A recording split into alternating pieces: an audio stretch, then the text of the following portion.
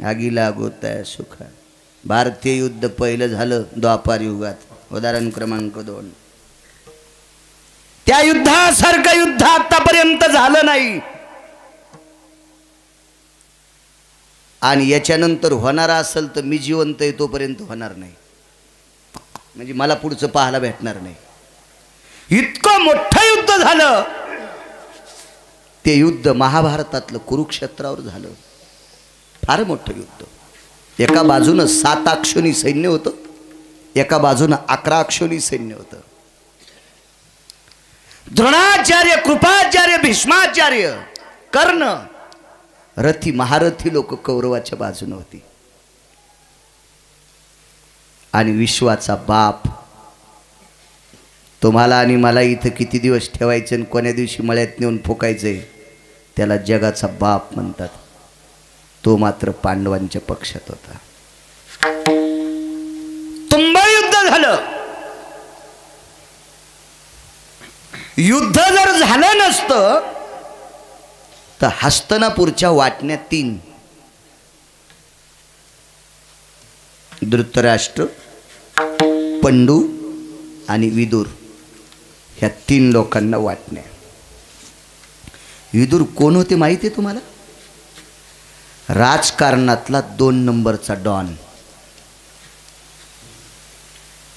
काही कोणाला बोकांडीवर घेऊन फिरायलेत, हे आमचा डॉन. बायको भेट नाही त्या सोंबळ्याला आणि त्याला डॉन म्हणतो. नालाय का, नरकाला जाशील त्याला डॉन म्हणलं. राजकारणातले फक्त 5 डॉन झाले. एक डॉन झाला कृष्ण. हे तुमचं ऐकून ऐकून इंग्रजी शब्द पाठ झाली म्हणून डॉन म्हणतो. नाहीत मी 7वी शिकेले, मला काही इंग्रजी येत नाही, काय नाही, पण फिरून फिरून पाठ झाली. मर्मज्ञ, राजकारणातला 1 नंबरचा डॉन कृष्ण. 2 नंबरचे विदुर, 3 नंबरचे कनक, 4 नंबरचे चाणक्य आणि 5 नंबरचा राजकारणातला डॉन रयतेचा राजा छत्रपती शिवाजी महाराज.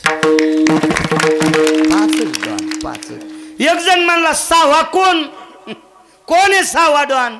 म्हणलं इतक्या पवित्र जिभेनं एखाद्या नालायक माणसाला मी नाही डॉन म्हणायचो. 5च डॉन, 5च.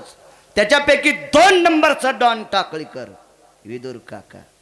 3रा मालक होता, 3रा हस्तिनापूरचा. 3रा हस्तिनापूर म्हणजे अख्खा भारत, दिल्लीचं स्वराज्य, अख्ख्या भारताचा 3रा मालक. पण त्या धृतराष्ट्राला 100 कट्टे घाण वस्तू पुसायच्या पण कामीचे नाहीत कपडे. काही भाराभर चिंध्या बिनकामी, थोत्तर पुसायच्या पण कामी नाही. इतके नालायक होते ते 100 कट्टे. खरं तर त्यांना नालायक केलं त्यांच्या सख्या मामानं. हलकट मामा होता त्याचा, शकुन्या. मी नाही त्याला शकुनी म्हणित. एक जण म्हणला शकुन्या काऊन म्हणता? म्हणलं तू आई आई ऐकतो, तुला काय इतका त्याचा पुळका सुटला? किती हलकट होता शकुन्या सांगू. सख्या बहिणीच्या पोरायला पत्ते खेळायला लावले. ते सोकटी नावाचा खेळ आहे ना, हे लुडो. आता बलेत दलिंदर, हां याला कळालं, हे पटकन हो म्हणलं. कालचा अभंग नाही सांगायचास तू. बरा लुडो बोकांडीवर घेतलास तो अभि. विठाला विठाला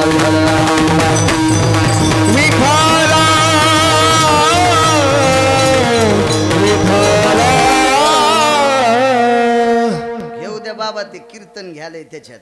घेऊ द्या का, जाऊ द्या, घेऊ द्या, काय हरकत नाही. हौश बिचाऱ्याची. गाणे घेण्यापेक्षा कीर्तन घ्यायला तेच महत्वाचं आहे. हो, इतकं लहान असून कीर्तनात बसले आणि त्याचं कौतुक करावं. लय बसले असतील काही काही मोबाईल इचकीत उघडे चित्र पाहत, त्याच्यापेक्षा हे लय चांगलं आहे. विठाला विठाला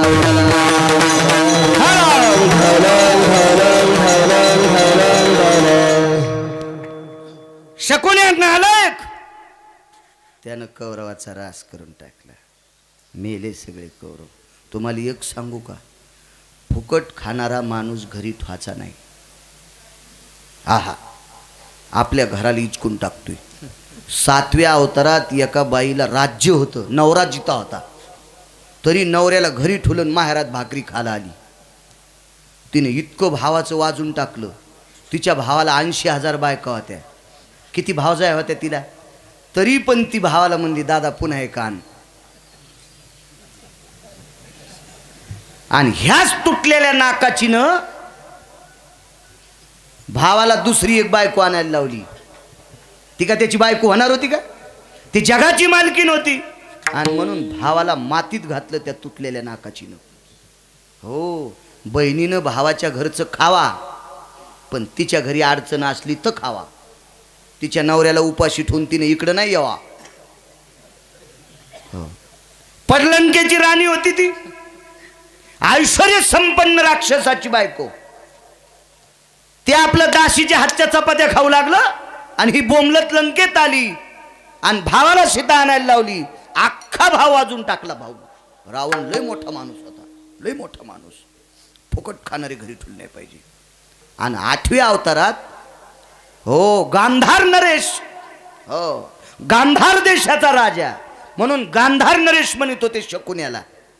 त्या देशाचा राजा होता तो. आता गांधार देश कुठे? मोबाईल मध्ये हिचकी जा, पाच जा, दाबल्यावर बटन सापडतो तो तुम्हाला. मला भेटत नाही भारीचा मोबाईल, आमचं नशीब फुटकं. पण तुम्हाला आहेत ना मोठाले, अर्धा आथरायचा अर्धा पांघरायचा खपक्या मोबाईल आहेत तुम्हाला. बघा जाण कधी कधी त्याच्यात शास्त्र. त्यानं घरावर तुळशीपत्र ठुलन बहिणीच्या घरी राहून बहिणीच्या पोराला पत्ते खेळायला लावले. 100 भाषे मारले आणि 100 बहिणीच्या सोना ढवळ्या साडीत आणल्या. याला कशामुळं चांगलं म्हणायचं सांगा बरं का? असा ज्याचा मामा असेल त्यानं जित्ता तळ्यात टाका. बा तेवढं कोपऱ्यात तळू लागलं मला. ज्याचा शकुनीसारखा मामा असेल का त्यानं जित्ता तळ्यात टाका. त्याचं पाप मी भोगायला तयार आहे. पण शकुनी इतका पापी असला पाहिजे तुम्ही चांगल्या मामाला टाकता. मूर्ख होता शकुन्या, मूर्ख मूर्ख होता. मारले 100. धृतराष्ट्र गांधारी वनात निघून गेले. इधर काका एके दिवशी वनात भेटायला गेले. आगी लागत आहे असो का सांगतो, लक्षात ठेवा. मला लांबून एसटी आणायचा नाद आहे. डिझेल बाहेरचं आहे ना, त्याच्यामुळे ताण घेत नाही. ड्रायव्हरनं किती बी लांबून एसटी आणावं पण मुक्कामाला बस स्टँडला न्यावं. त्यांना नदीला उभं केली. काय खाईन मधली लोक. हो, कीर्तनकारानं किती लांब फिरावं पण आपल्या कडेवर आलं पाहिजे. त्याचं नाव कीर्तनकार. कीर्तनकाराला जर कवडं बसत नसेल तर असं समजायचं तमाशातला आपल्यात आलाय. कडवं नाही सोडलं पाहिजे. हा, आपण नाही केलं पाहिजे. शास्त्र ज्याच्यावर आपण भाकरी खातो त्याच्यावर का बेविश्वास. वनात भेटायला गेले. धृतराष्ट्र आंधळा होता. गांधारीला डोळे असून पट्टी बांधली होती. उन्हाळ्याचे दिवस होते. इदूर भेटायला गेला. वाळलेल्या काडा पाला पायाखाली कुरकुर चुरचुर वाजत होता. गांधारीनं मालकाच्या मांडीला हात लावला. मालक, एखादा हिंस्र पशु येत नसेल, वाघ असेल का, शुहा असेल का, लांडगा असेल का, अस्वल असेल का. थोडे जवळ पावलं आल्याच्या नंतर धृतराष्ट्राच्या फुटक्या डोळ्यातून पाणी आलं. विचारलं, का रडता? गांधारी, वाघ नाही, शुह नाही, अस्वल नाही, माझा भाऊ आलाय. गांधारीने विचारलं, मालक तुम्हाला दिसत नाही कसं कळालं? लक्षात ठेव गांधारी, हस्तिनापूरच्या बाहेर 12 वर्षाचं झोपडं करून राहणारा माझा भाऊ माझ्यावर अतूट प्रेम करतो. मी त्याचं ऐकलं असतं तर आपली दशा झाली नसती ग. इदुराच्या गळ्याला मिठी मारली. दादा चल. नाही म्हणे, येतो मी. इदुर घरी आली. 2-4 वर्ष निघून गेली. एके दिवशी धर्म आणि अर्जुन बसले आणि अर्जुनाचा धर्माचा संवाद झाला. दादा, धृतराष्ट्र काकाची 100 मुलं मृत्यू पावली. आगी लागत आहे असो का? काकानी काकी वनात गेलेत, देह समर्पित केला. आता हस्तिनापूरचे मालक 2. आपले बाबा गेलेत पंडूराजा. त्यांचे 5 पोरं आपण आणि काका जिवंत आहे इदूर काका. अर्धा हस्तिनापूर त्यांना, अर्धा हस्तिनापूर आपल्याला. 1250 वाडे. इदूर काकाला 1250 वाडे. धर्माला वाडे किती मोठाले होते सांगू? मी कधीच मंच सांगणार नाही. एका वाड्याच्या दरवाजाच्या चौकटीतून 22 हत्तीची कळवण जात होती. 22 हत्तीची, एक हत्ती नाही. एक हत्ती नाही, एक हत्ती नाही. कल्पना करा काय असतील ते. असे 1250 वाडे इदोर काकाच्या वाट्याला, 1250 वाडे पांडवांच्या वाट्याला.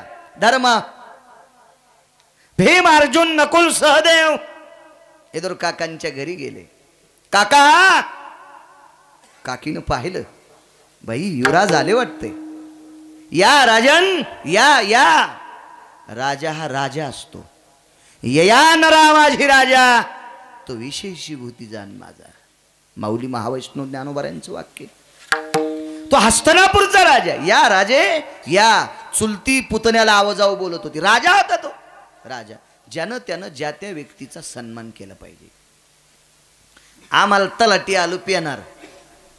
तलाठी कळत ना तुम्हाला, 7-12 लिहिणार.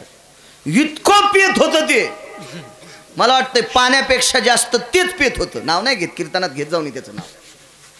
इतकं प्यायचं. पण ते मला दिसल्यावर मी त्याला साहेब म्हणायचो. मला हे म्हणलं तुम्ही त्याला साहेब कसं काय म्हणता. मी म्हणलं पिऊ दिनं, पण त्यानं सही केल्याशिवाय 7-12 चलत नाही. आपण त्याला कशाला नमस्कार केलाय? त्याच्या पदाला, त्याच्या शरीराला नाही केला. हा, म्हणून साहेब म्हणायचं. राजा आहे तो, अधिष्ठित राजा आहे. सात्विक, सदाचारी, सत्वशील राजा आहे. या राजन या या या या. मागच्या घरात काका होते. अहो ऐकलत का? अहो अहो ऐकलत का? स्वामी, ओ धनी, प्राणनाथा. बाई मालकाला शौकमध्ये ती बरं. असं म्हणणारी एखादी बाई तुमच्या गावात आहे का? काय होतं, इचुडच होतो का असं नवऱ्याला म्हणल्यावर? का भितड अंगावर पडत?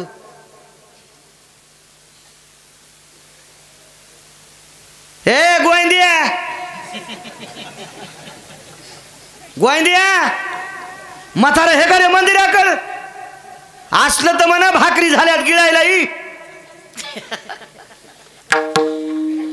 आणि त्याला म्हातारं म्हणाली. ही 20 वर्षाची आहे का? कशा असं देत बघा ना.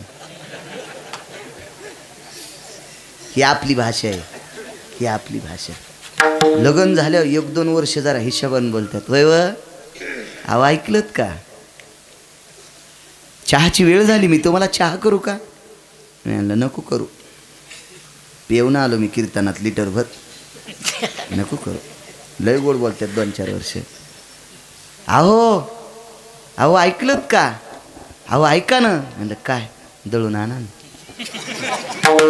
आमच्यावर घेतल्यावर तुमची लय खसखस पिकती नाही का? तुम्हाला राग येईन म्हणून माझ्यावर घेतले, पण समजून घ्या कोणाचं सांगायला होतं. इतकी येडी बायको मला असल्या मी नसतो का महाराजाचा पुजारी झालो इथं. चढावली केलं असतं तिच्यानं. चल नाशिकला जय बम बम बोले. कशा बोलत आहेत बघा ना. हो, लग्न झाल्यावर बाई 4-2 वर्ष लय जीव लावती.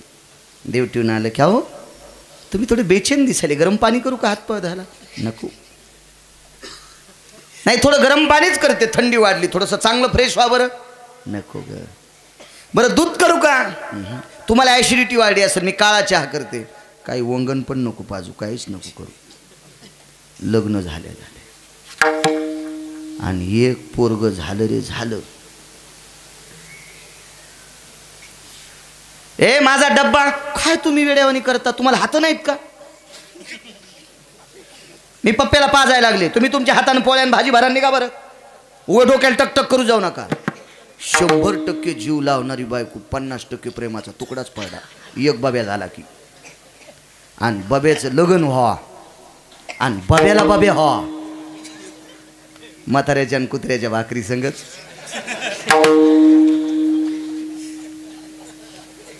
कशा हसत येत नाही. बारीकसा बॉम्ब टाकाव घ्यायच्या अंगावर. वायरल ताईट येत लगेच कळतंय त्यांना. लगेच कळते, लगेच कळते, लगेच कळते. धनी अहो प्राणनाथ ऐकलत का? तुम्हाला ऐकू येण्यासाठी इतक्या जोरात म्हणलो मी. काकी इतक्या गोड बोलायच्या. आज ती बाई इतकी अधिकारी होती, तिच्या हाताने केळीचे साल्टे खाल्ले जगाच्या मालकानं. साल्टे, इतकी अधिकारी बाई होती. ए सावळ्या गपची बस. काय ग, राजे आलेत, राजे आलेत, राजे. विदुर काका आल्याबरोबर धर्मराज आलात जी. धर्मराजा अर्जुन उठले आणि विदुर काकाच्या काकीचं दर्शन घेतलं. दिल्लीचा राजा, भारताचा राजा, अख्ख्या भारताचा राजा, हस्तिनापूरचा अख्खा राजा प्रणाम केला. काकी तोपर्यंत घरात काहीतरी यांना खाण्यासाठी, त्या काळात चहा नव्हता, दूध करत असतील, शिरा करत असतील, काहीतरी देत असतील खायला. काकाने विचारलं, राजन, अर्जुना, आळशाच्या घरी गंगा यावी तशी आज तुम्ही आमच्याकडे आलात, काय आनंद वाटतंय, काय काम आहे, काय सेवा करू आपली. अर्जुनाने धर्मानं सांगितलं, काका सेवा करायचा काही विषय नाही, गेली 2-3 वर्ष झालं आम्ही हस्तिनापूरचे राजे आहोत. आमच्या अंतःकरणात एक भाव निर्माण झालाय, आम्ही जोपर्यंत आहेत तोपर्यंत तुमच्या अर्ध्या संपत्तीला धक्का नाही, पण आम्ही गेल्याच्या नंतर आमच्या लेकरांनी जर तुम्ही जाताना आम्ही जाऊ, आमच्या मुलांनी जर तुमची संपत्ती तुमच्या मुलांना नाही दिली तर पूर्वज नरकाला जातील. याच्याकरता आम्ही जिवंत आहेत तोपर्यंत तुमचं अर्ध राज्य वाटून घ्या. धर्माचं आणि अर्जुनाचं वाक्य ऐकल्याबरोबर विदुर काकाच्या डोळ्यातून पाणी आलं. आगी लागत आहे असो का. धर्मानं सांगितलं, काका आम्ही तुम्हाला अर्ध राज्य घ्या म्हटल्या, तुम्हाला रडू आलं का, सगळं देऊ का.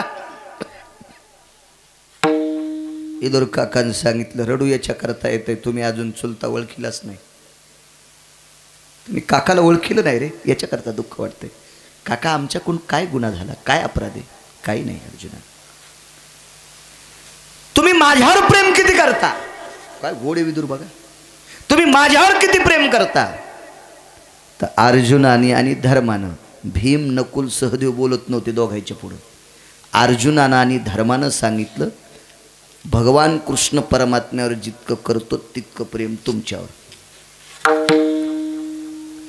पन्नू राजा आणि कुंती माता यांच्यावर जितकं प्रेम केलं तितकं तुमच्यावर करतो.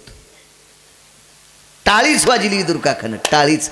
वा पुतणे म्हणे, अरे देवावर जितकं प्रेम करता तितकं माझ्यावर करता, आई वडिलांवर जितकं प्रेम करता तितकं तुम्ही चुलत्यावर करता. काय माझे पुतणे आहेत. वा काका, पण तुमचे 1250 वाडे वाटून घ्या, कोणी कोण घ्यायचे तर घ्या.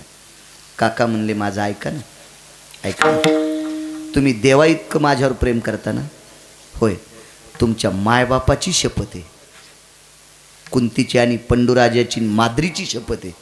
तुम्ही जर देवावर माझं इतकं प्रेम करत असाल, माझ्यावर प्रेम करत असाल, तर मी मागताल ते देताल का, मी मागताल ते देताल. धर्मराजानं हातात पाणी घेतलं आणि भोवतालून पाणी फिरलं असं स्वतःच्या शरीराच्या भोवताल. याचा अर्थ आमच्या ताब्यात जेवढं आहे तेवढं तुम्हाला. विदुर काकाने सांगितलं, असं काही मनान देऊ नका, मी मागतो ते द्या. मला हस्तिनापूरच्या बाजूला उत्तर दिशेला 12 वाशाचं झोपडं करून द्या. वासं कळते ना, फक्त धोत्रावाल्याला, मोठ्या माणसाला, जीनच्या पॅन्टीवाल्याने मुंडे हलवायच्यात नाही. तुम्हाला वाशे कळत नसतील, वाशे फक्त जुन्या माणसांना कळते. हो, वाशे 12 वाशाचं झोपडं करून द्या. धर्म काही बोलले नाही, पण अर्जुनाचा स्वभाव थोडासा रागीट होता, चंचल होता. का म्हणे, काका 1250 वाडे तुमच्या हिशाला असताना आम्ही जर तुम्हाला झोपड्यात ठेवलं तर महाराष्ट्रात नव्हे, भारतच नव्हे, पृथ्वीवर जेवढे देश आहेत या सर्व देशातली लोक आणि स्वर्गातले पितर आमच्या तोंडात. विदुर काकानं सांगितलं, लोकायला काय समजायचं ते ठरतील, स्वर्गातले पितर काय समजायचे ते ठरतील. तुम्ही शब्द काय दिलाय की आम्ही देवापेक्षा तुम्हाला मानतो, आई वडिलापेक्षा तुम्हाला मानतो. मग आई वडिलाची अधिक देवाची शपथ आहे तुम्हाला. मला मानता ना तुम्ही, मग मी मागतो ते देऊन टाका. ठीक आहे काका, तुम्हाला देऊन टाकलं झोपडं, पण सांगा ना आम्हाला, लोक हसतील, कशामुळे झोपड्यात राहतात, आगी लागत आहे सुखाचं उत्तर या. हो, तर अर्जुनाने विचारलं, धर्मानं विचारलं, भीमानं विचारलं, आता नकुल सहदेवाने विचारलं. भीमा अशा मोठी ओढ दावीत होता, काय काका एडपट आहेत, लोक आमच्या तोंडात माती टाकतील, अर्ध राज्य यांचं असताना झोपड्यात ठेवलं, हसतील आम्हाला माणसं, नाव ठेवतील आम्हाला माणसं. काकानं सांगितलं, पांडवांनो एक विचारतो, या हस्तिनापूरच्या गादीवर बसायच्या आधी तुम्ही पंढरपुरातल्या मालकाचं किती भजन करत होतात? धर्मानं सांगितलं, वनवासात पण. पाहते पांडवा, पाहते पांडवा,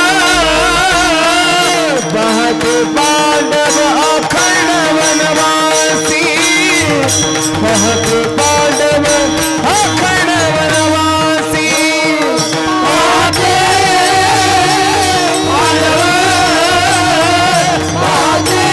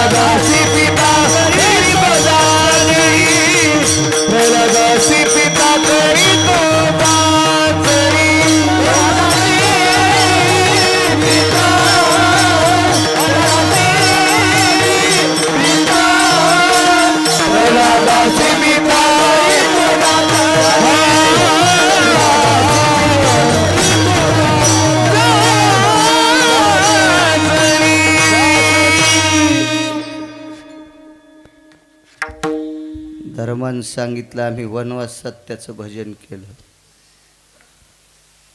भीमसेन जी द्रौपदीला बोलून आण. द्रौपदी जी काकान बोलिले. आल्याबरोबर इदूर काकाच्या चरणावर दंडवत. द्रौपदी होती ती. काय काका? द्रौपदी, वनवासात विराट राजाच्या घरी काम काय करीत होतीस? शेण काढीत होते. रिकाम्या टायमात द्वारकेच्या मालकाचं भजन करीत होते. रिकाम्या वेळात काय करायचीस? द्वारकेतल्या मालकाचं भजन करीत होते. वा, पुढचे 9 पुरावेत बस झाले आपल्याला 2.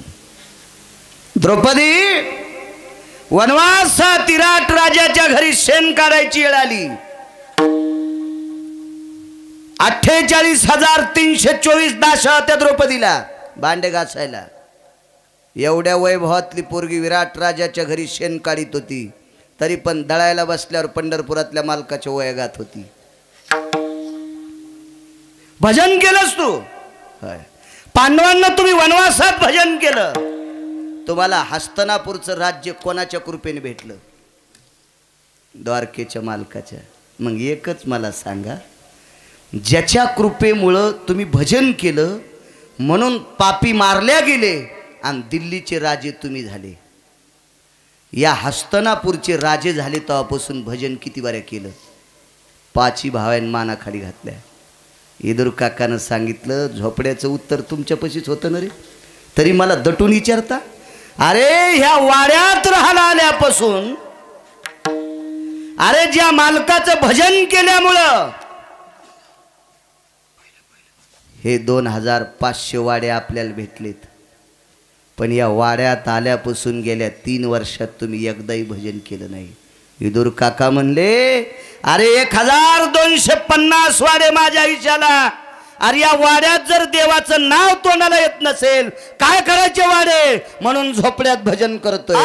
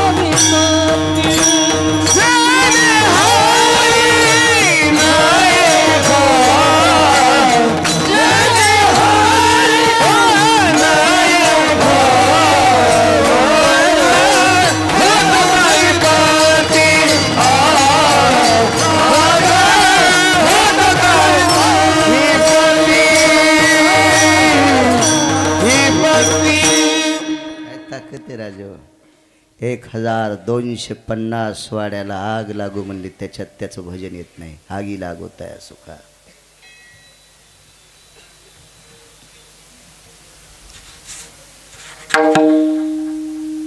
भरत भजन करू लागले नंदीग्रामाच्या ठिकाणी.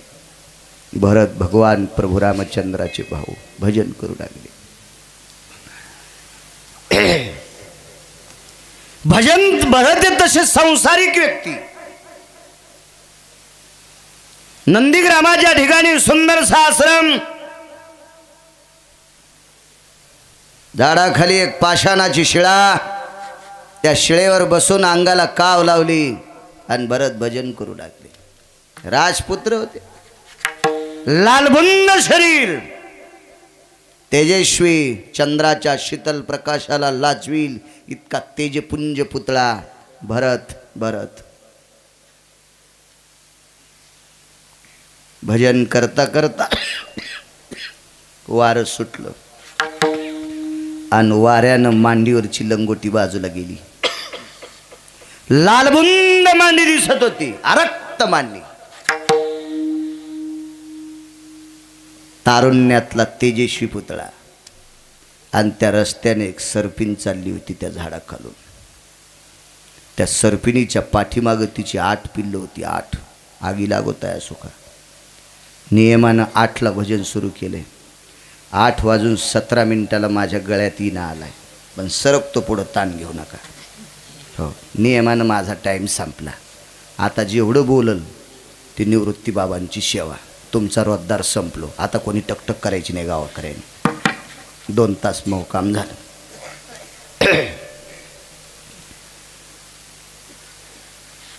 तेव्हा शहाण्या रोजदारानं जर उभाटे आऊत हाणला असेल तर पाळी कमी होत असते. तुम्हाला शेल्याहून माती पाहिजे, पाळी लय मोठी पाहिजे, कशी होईल? हा, 8 पिलं त्या सर्पिणीच्या सोबत. सन सन सन सन करी सर्पिण चालली. अशी मोठी सर्पिण होती. सकाळपासून खाला नाही सर्पिणीला काही, पिलायला सुद्धा काही नाही. शिकारीच्या शोधातच. त्या सर्पिणीला शिकारच नाही सापडली. माय म्हणली कोणाचं तोंड पाहिलं रे, शिकारच सापडलं. आमच्या शेजाऱ्यानं मांजर पाळली, तिचं नाव ठेवलं मैनी. मांजरीचं नाव मैनी. मी आपलं सकाळी फेटा उपरनं घेतलं, तेव्हा एसटीन कीर्तन करायचो. तेव्हा बुवा सोपान बुवा, आता नाही. एसटीन कीर्तन करायचं. निघालो कोपऱ्यावर, मला ती मैनी दिसल्यावर वरती रडू लागली. तर मी म्हणलं मैनी काऊन रडायली? मैनी म्हणजे मांजर बरं, तिचं नाव मैनी ठुलतं. मी म्हणलं मैनी काऊन रडायली? काय नाही म्हणली, 3 दिवस झालं ते तुमचा शेजारी आडवा चालला, तेव्हापासून मला उंदीरच भेटन. म्हणजे मांजराला काही माणसं आडवे गेल्यावर मांजराला पण उंदर भेटत नाहीत. इतके काही काही माणसं हलकट येतं आणि ते मांजराला नाव ठेवतात. मांजर आडवं गेल्यावर काम होत नाही. अरे तू मांजराला आडवा गेल्यावर मांजराला उंदीर भेट ना, इतका तू हलकट येजन. तू काय मांजराला नाव ठेवतो? मांजर या.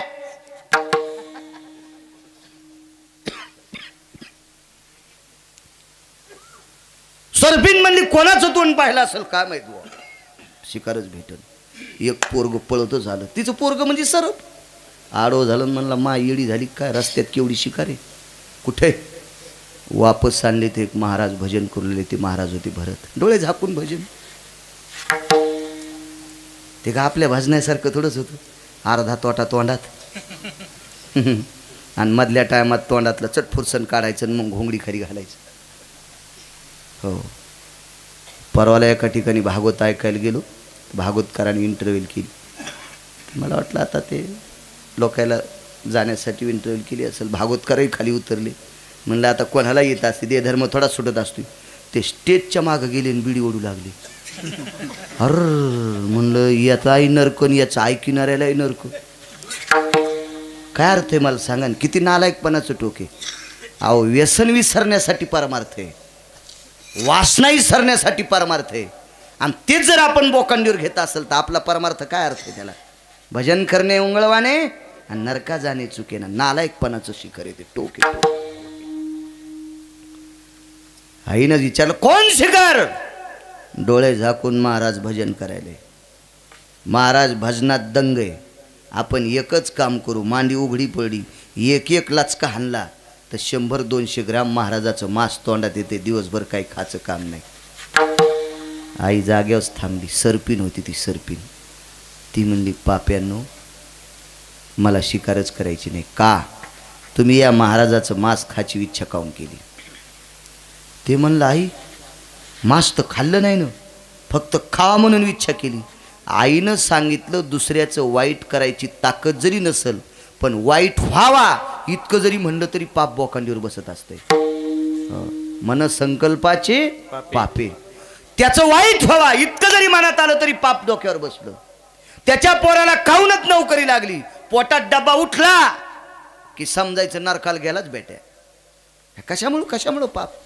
आई आपण प्राणी आहेत. नाही, तुम्हाला हे पाप जर संपवायचं असेल तर एकच काम करा, भजन करून करून महाराजाला घाम आलाय, ह्या महाराजाचा घाम पुसा. ते म्हणले, आई इडी आहेस का काय? आपल्या जो का रुमाल हे का धोतर हे का उपर नाही काय? एकच काम करा, तोंडानं वारं घाला.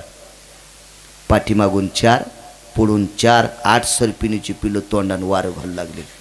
एक जण म्हणला, महाराज हे खरं असतंय का? आणि मी म्हणलं, मग आमच्या चुलत्यानं थोडंच लिहिलं पुराणात. तुला जर हे खोटं वाटत असेल तर ज्यानं लिहिलंय त्याची सोय तू पाय ना, आम्हाला कशाला ताण द्यायला? तुका म्हणे नाही विश्वास ज्या म्हणेन पाहावे पुराणी. आपली मोठ्या लोकांनी जे सांगितले ते आपण केलं पाहिजे. हो, शेजारी काय म्हणतो ते भुकायचं नाही. आमच्या इथे एका बाईचा नवरा घोंगडी इतका गोरा होता. आमच्या इथं एका बाईचा नवरा घोंगडी इतका गोरा. तुम्ही काऊन हसले? हा, कळालं तुम्हाला किती गोरा होता? घोंगडी इतका गोरा होता. शेजारीन तिला म्हणायची, सकू काय माय तू नवरा घोंगडीवाने दिसत, तू हसला तर त्याचे दात दिसत येत, इतका काळ आहे. हे ऐकून घेतलं. 5-6 महिने ऐकलं. 6 महिन्याच्या नंतर सखू म्हणली, द्वारकाबाई असू द्या मग काळा, पण दिवस माळायच्या आधी घरी येतोय. तू हगन गोरा पाने पण कंधारच्या बस स्टँडला मुतारीपाशी पडलेला असं तू. असू द्या काळा पण गुणवाने. आपल्या संतांची व्याख्या इतकी गुणवाने, संतांच्या भक्तीचं ना आचरणाचं टोक मोजायला ब्रह्मदेवाचं तराजूच मोडलं. इतकं टोक आहे संतांचं. आपण त्यांच्या मार्गानं चालायचं. हो, जितका बाईचा आपल्या मालकावर विश्वास तितका आपला संत वाङ्मयावर विश्वास असला पाहिजे, तितका आपला देवावर विश्वास असला पाहिजे, लफंग्यावर नसला पाहिजे. एक म्हणला मी देव मानितच नाही, नको मानू. हानकोल्या तळ्यात उडी हाणायची तर, हानकुळे उडी हाणायची तर. मी विज्ञानवादी आहे, काढणं कोरोनावर औषध. तू विज्ञानवादी आहेस ना, काढणं औषध. आता पुन्हा कोणता कणी रोग आलाय, हो काढणं त्याच्यावर औषध. थोथरीत आणायला पाहिजे. करतो सोंबळ्या कुठला. अरे सगळं त्याच्या हातात आहे. किती मारायची तर किती जिवंत ठेवायची तुझ्या हातात आहे का सोंबळ्या? सगळी त्याच्या हातात. मानित नाही देवाला. एका श्रीमंत माणसाचं पोरगं खाली पडलं. पैशावाल्याचं पोरगं होतं. वाढदिवसाला धाब्यावर 100-200 माणसं जीव घालीत होतं. काय जीव घालीत असेल कळालं तुम्हाला? इथं कशाला सांगू कीर्तनात ते. मग त्याचे लय मित्र जमा झाले. त्याला अपघातात कंटेनरनं उडीलं ना, अपघात पडा, या रुपयासारखा तुकडा इतका डोक्याचा बाजूला पडला. त्याला सगळ्यांनी उचलून टाकळी कर दवाखान्यात नेलं. दवाखान्यात नेल्यावर त्याच्या बापाला फोन लावला. एकटंच पोरगं होतं. 1200 कोटीची प्रॉपर्टी. 1200 कोटी कशाला म्हणते? हो, मी शेंगदाण्यालाच काजू म्हणून खात असतो. हो, आपण कशाला इतक्या कोटीच्या याच्या नादी लागा? बैलनं खट्या नाव तू भट्या अशा नादात पडलं नाही पाहिजे माणसानं. उगं घाम येत असतो ना, कशाला ताण घ्यायचा तू? हो, 1200 कोटीची प्रॉपर्टी. पोरग चेन्नईला दवाखान्यात नेलं. 25 डॉक्टरची टीम. एका डॉक्टरला 25 आपलं 2-2 किलो सोनं सुटकेसमध्ये. 24 डॉक्टरनं 48 किलो झालं ना. 24 दोन्ही 49-50 2च किलो राहिले. आता 25 डॉक्टर अशी पुढची होती. लंगडा असं माझ्यासारखं पण मथार होतं. त्या लोटीत नेऊ लागले. साहेब हे 2 किलो सोनं. हे सोनं आमची वर्षाची कमाई नाही. 2 वर्ष 2 किलो सोनं. म्हणले मधल्या 24 लोकायला 2 किलो दिले आणि तुम्हाला 2 किलो. मला 1200 कोटीची प्रॉपर्टी. टपरं इकल्यावर तितकी येते. बँक बॅलेन्स जमीन जुमला यागळा. मग किती असेल बघा. रावणाला ओव्हरटेक केलं तर त्यानं. इतका श्रीमंत माणूस. एकच साहेब पुन्हा 3 किलो देतो पण पोरग मारू नका. खुर्चीत बसलेल्या डॉक्टरनं स्वतःचा रुमाल काढा आणि पोराच्या बापाचे डोळे पुसले. दादा किमान 150 देशातून आव्हाड आणले. डॉक्टर किती विद्वान असेल कल्पना करा. ब्रेन तज्ज्ञ होता, डोक्याचा तज्ज्ञ डॉक्टर. 150 देशानं त्याचा सत्कार केलेला, सन्मान केलेला. एवढा मोठा डॉक्टर टाकळीकर. त्यानं पोराच्या बापाचे डोळे पुसले आणि सांगितलं, दादा मी भगवान शिवशंकराचा पांडुरंगाचा उपासक आहे, भगवान शिवजीचा भगवान पांडुरंगाचा उपासक आहे. मला एकटाच मुलगा आहे. मी देवाची शपथ घेऊन सांगतो, तुझ्या मुलाचं ऑपरेशन करत असताना मी माझ्या मुलाचं करायलो असं समजितो. जेवढी बुद्धी देवानं दिली तितकी मी पणाला लावतो. पण लक्षात ठेव दादा, वाचवायचा का मारायचा त्याच्या हातात आहे. आता विज्ञान कोण्या चुलीत गेलं, मानावं लागेल का नाही? तर सगळ्या शक्ती हात टेकत्यात, तिथं ती शक्ती सुरू होत असते देवाची. मानावंच लागेल, मानावंच लागेल, मानावंच लागेल. वारं घातल्याच्या नंतर भरताच्या लक्षात आलं ऊन आहे, पण घाम कोण पुसतंय? डोळे उघडून पाहिले तर मागं 4 पुढं 4 काळे ठिक्कर सर्प आहेत. आई बाजूला बसलेली. कोण आपण? मी सर्पिने. बाई हे कोण? माझे मुलं आहेत. काय यांना कामाला लावलंस तो? महाराज माझ्या मुलानं तुमचं मांस खायची इच्छा केली, पाप लागलं, त्या पापातून मुक्त होण्यासाठी तुम्हाला वारं घालते. असू दे बाई, भोगवादी जीवन नको, मी भोगाचा त्याग करून इथं आलोय. बाई मी राजा दशरथाचा पुत्र आहे, राजा भरत. माझ्या आईनं मला अयोध्येचं राज्य मिळण्यासाठी रामप्रभूला वनाला पाठवले आणि मला अयोध्येचं राज्य भोगण्यासाठी सांगितलंय. पण हे सर्पिन माय, मी त्या अयोध्येचा त्याग केला आणि इथं येऊन भजन करीत बसलो. का त्याग केला? भरतानी जर अयोध्येचं राज्य भोगलं असतं तर एका तिळा इतकं सुद्धा पाप लागणार नव्हतं. का? कारण आईनं वरदानात प्राप्त केलेलं राज्य होतं. राजा दशरथानं वरदानात देऊन टाकलेलं राज्य होतं. भरताला एक तिळा इतकं सुद्धा पाप नव्हतं. असं कोण सांगितली? सर्पिन. एक जण म्हणला सर्पिन बोलती काय? म्हणलं ती तू चुलती थोडीच होती. ती सर्पिनही एका अधिकारी व्यक्तीची पत्नी, पण एक कर्म चुकल्यामुळे सर्पिन झालती. आता कोण होती ते घरी गेल्यावर पाहणं, सगळं सांगायला मी गुत्त थोडंच घेतलंय. हा ते तुम्ही घरी गेल्यावर पाहणं, बघा जाण, कधी कधी वाची जाण शास्त्र, चांगलं होईल तुमचं. सर्पिने विचारलो, भरत महाराज आपण राजा दशरथाचे सूर्यवंशातल्या राजाचे पुत्र? होय. मग अंगाला काव लावून एवढी मोठी निष्ठावंत पत्नी तुम्हाला असताना तिचा तुम्ही त्याग केला आणि इथं आलात? बाई ऐक, बाई ऐक, विश्व ज्याच्या ताब्यात आहे त्याला जगाचा बाप म्हणतात. तो बिना चप्पलचा वनात फिरतोय. बाई विश्व ज्याच्या पृथ्वी पाठीवर आहे त्याला शेष म्हणतात. तो लक्ष्मण नावाचा भाऊ 14 वर्ष पाण्याचा थेंब नाही, अन्नाचा कण नाही, झोप नाही, आईसाहेबाची आणि प्रभू रामचंद्राची सेवा करण्यासाठी गेला. माय एक भाऊ रामप्रभूच्या पादुका सिंहासनावर ठेवून त्याच्यावर छत्र धरले. जगाच्या बापाने वनात बिना चप्पलचं फिरावं आणि विश्वाच्या मालकाचा लहान भाऊ या नात्यानं अयोध्येमध्ये लाडू खावं, हे कोण्या शास्त्रात आहे? माय ते लाडू खात अयोध्येतलं सुख भोगत असताना त्याचं भजन तोंडाला आलं नसतं, म्हणून अयोध्येसारख्या सुखाला आग लावली आणि नंदीग्रामाच्या ठिकाणी आश्रम केला आणि रामप्रभूचं भजन करीत बसले. विठोबा रखुमाई, विठोबा रखुमाई.